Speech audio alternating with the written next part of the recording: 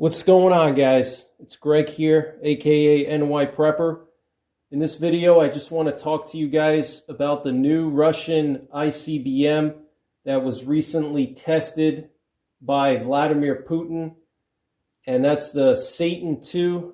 And that name, Satan II, is the NATO code name for this missile, and the Russian name is the RS-28 Sarmat. So I want to talk to you guys about why you should be concerned about this missile as a prepper. And I want to just talk a little bit more about some of the specifics of this missile and about the Russian nuclear arsenal a little bit.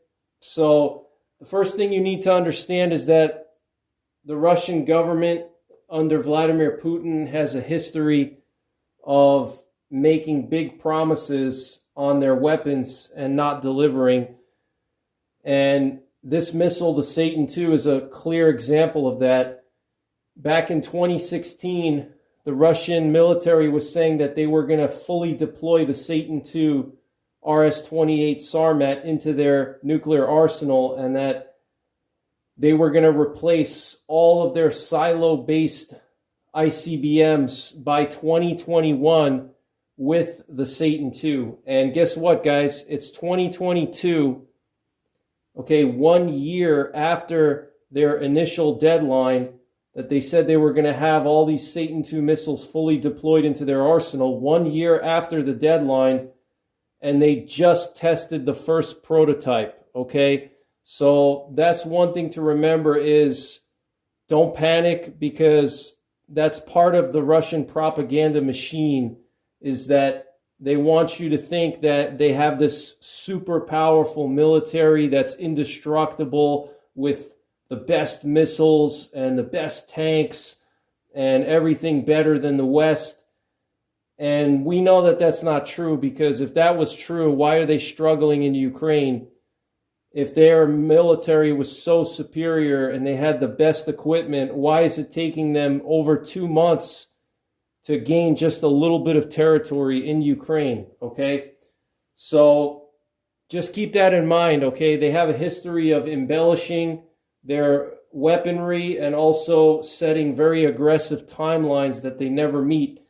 Another example of the timelines is the T-14 Armada. And the T-14 Armada was supposed to be the best tank in the world, and you know, all these military analysts were fear-mongering and saying that the Russian T-14 tank was revolutionary and that it was going to basically destroy all American and British and Western tanks on the battlefield because it has an autonomous turret and it has an active protection system and it's basically much better than American tanks.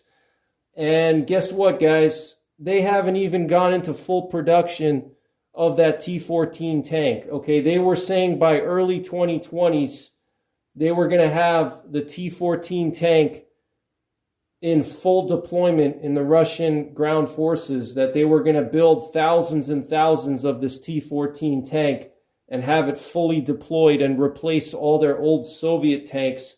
And guess what? They haven't, okay? They haven't even done any kind of production on that tank. And you know why? Because Russia doesn't have a huge GDP. Their economy is nowhere near as big as America's.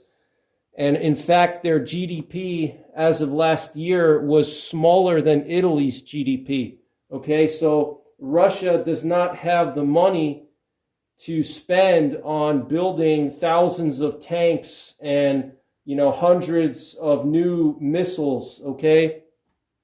So this very well could just be propaganda. You know, they might show off a missile and maybe build 5 or 10 of them, and it achieved its mission. And the mission was to scare the West into thinking that Russia has this huge arsenal with these massive nukes and, you know, everything is better than ours.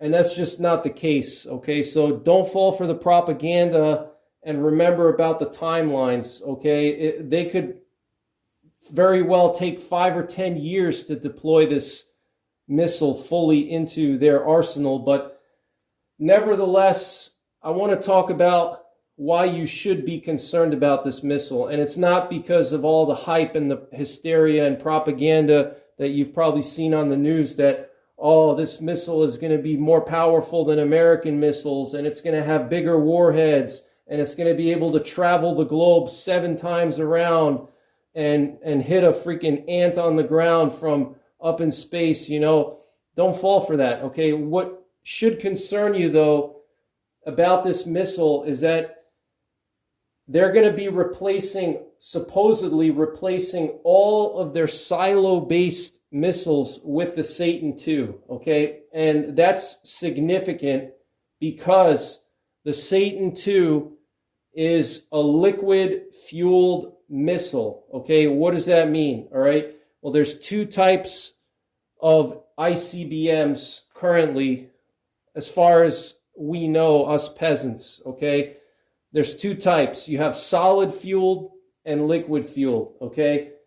Liquid-fueled means that they literally have to fuel up the missile with special types of very hot burning fuels. They have to fuel it up. Just imagine like you're fueling up your car, your gas tank. They have to fuel up the rocket with a liquid fuel before they can actually launch the missile, okay?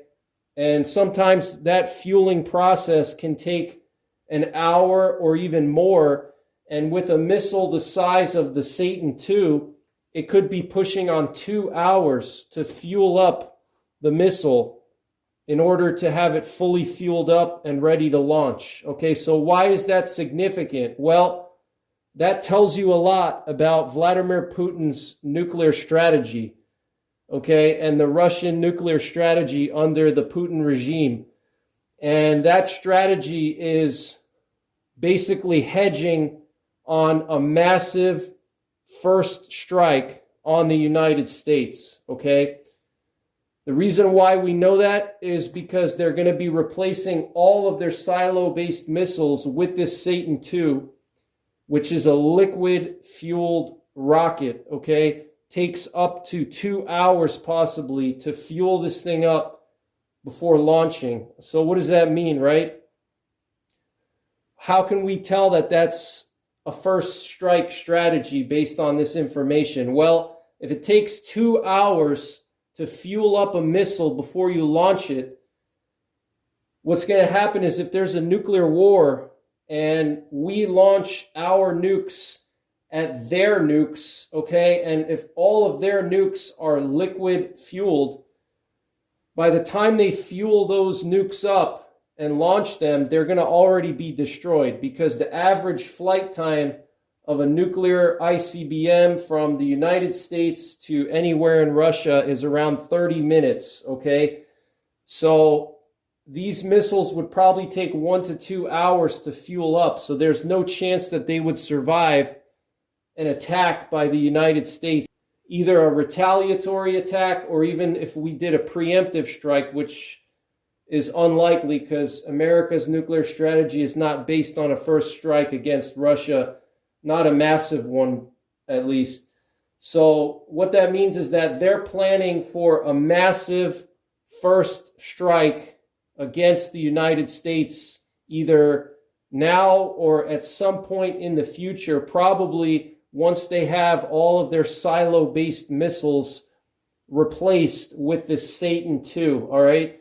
Once they have all of their silos replaced with the Satan II, all right, all their silos are filled with the Satan II missiles, then they can really think about doing a first strike, all right, against the United States. And that's what they're hedging on, is a surprise first strike against the United States. And that's always been the Russian military strategy for nuclear war against the United States, going back to the Soviet Union. And yeah, Russia right now is not the USSR, but it basically is being run by people who used to work for the USSR, like Putin. All these guys that work for the Putin regime, they're all former Soviet officials, okay? So it's basically the USSR 2.0 right now. And so under the USSR, their strategy was a surprise first strike against the United States. All right, so this is very concerning, and it should concern you, and you should think about nuclear war survival. Okay, what is your plan?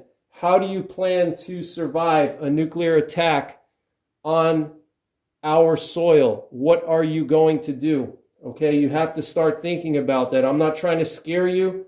I'm trying to just get you to prepare. Best case scenario, most likely scenario is that it doesn't happen, okay? And all your preparations, you don't have to use them, all right?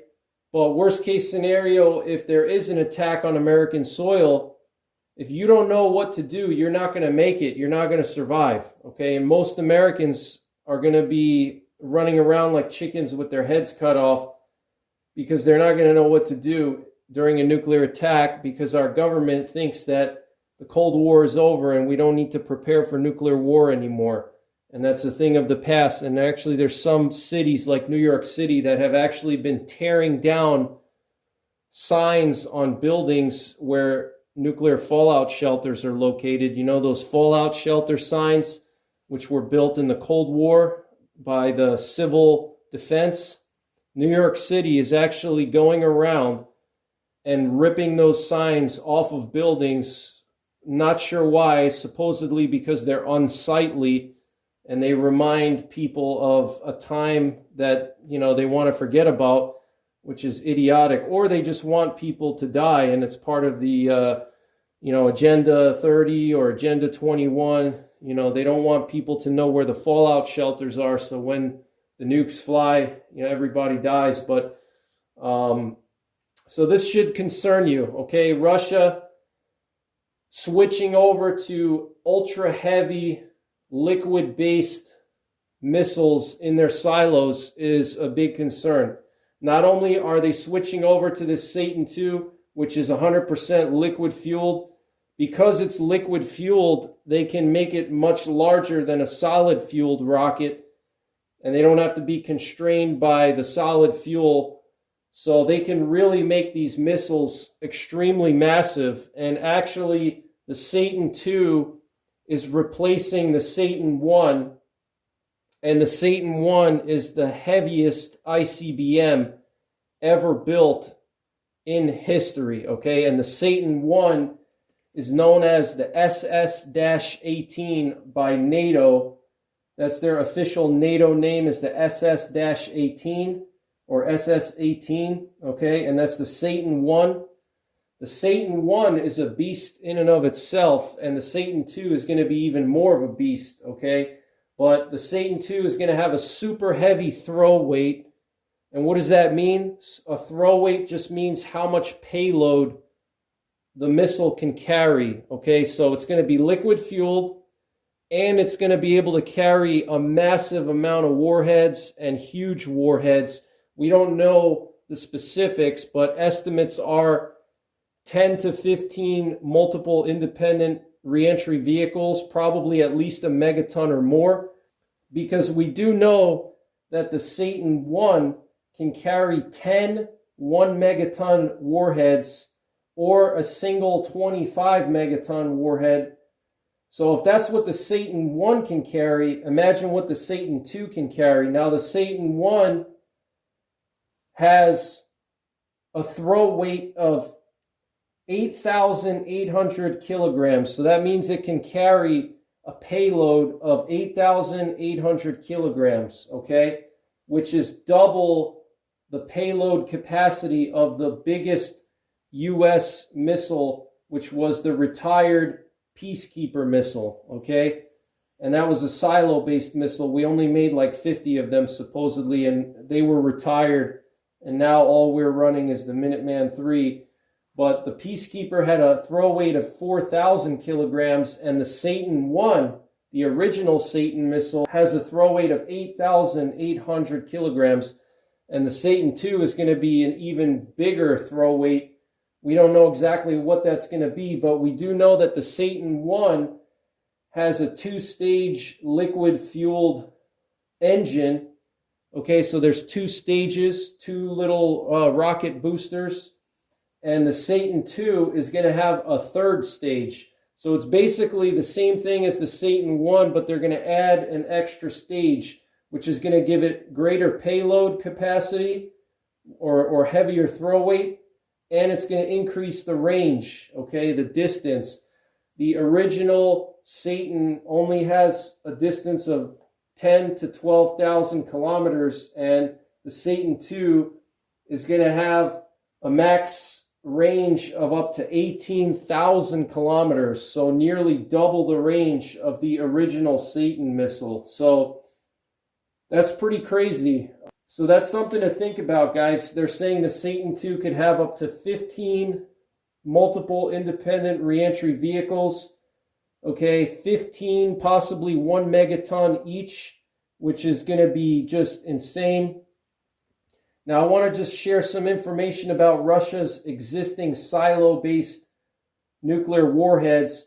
So the SS-18 Satan, the original Satan missile, they have 40 of them supposedly, and each one can carry 10 1 megaton warheads. So that's a total of 400 megatons of power in the original Satan missiles. They deployed 40 of them.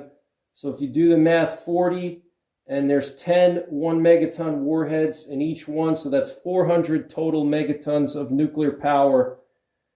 Then you have the Topol missile, which is known as the SS-25 Sickle by NATO, and they only have 18 of those deployed, and each one of those can carry one 800 kiloton warhead for only 14 megatons of total power, okay? So as you see, the Topol compared to the original Satan, huge difference in terms of the amount of nuclear bomb power that they have available to them. Then you have the Topol M Mod 1, which is known as the SS-27 Sickle B, and that one is 1 megaton per missile, and they have 60 missiles, so also only 60 megatons of total nuclear bomb power.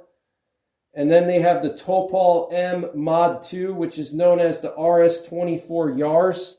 And the RS-24 Yars was originally designed to be a mobile-based missile, okay, to be used on a transporter erector launcher vehicle. And they only have 20 of those in silos, okay? So all of the Topol missiles, the Topol, original Topol, which is the SS-25 Sickle, the Topol M Mod 1, and the Topol M Mod 2, aka RS-24 Yars, all of the Topol variant missiles are all solid fueled, and they're all usually either one warhead per missile, or if they have multiple independent reentry vehicles, they're much smaller warheads than the Satan. Okay, so the Satan, the original Satan missile, was designed to carry multiple warheads, very large warheads, or a single massive warhead. And then the Topol variants were primarily designed for their transporter erector launcher vehicles. Okay, so the Topol missiles that they're using in their silos right now, probably about 25% of their silos, maybe even a little bit more, have the Topol missiles, which are solid fueled and designed to be shot from the transporter erector launcher vehicles. Those are much weaker. They're not as powerful as the SS-18 Satan or the Satan II, and they're much weaker than American missiles, okay? So what Russia wants to do is they want to take all those Topol variant missiles that they have in their silos, replace them with the Satan II, and then they also want to replace the original Satan missiles with the Satan II as well. Okay, and so what that's going to do is the Topol variant missiles are going to only be used on their transporter erector launcher vehicles as a second strike option. Okay, that's what those transporter erector launchers are designed for. They're designed to survive our initial retaliatory strike, which would be aimed at their silos. And so once we destroy their silos, then they would use those topols on the trucks to strike back at us in a round two. Okay, so this is why we need to be concerned about this, guys. Okay, they're going to be replacing all of their silo-based missiles with this ultra-powerful Satan II liquid-fueled ICBM. It's liquid-fueled, means it takes up to 2 hours to fuel it up.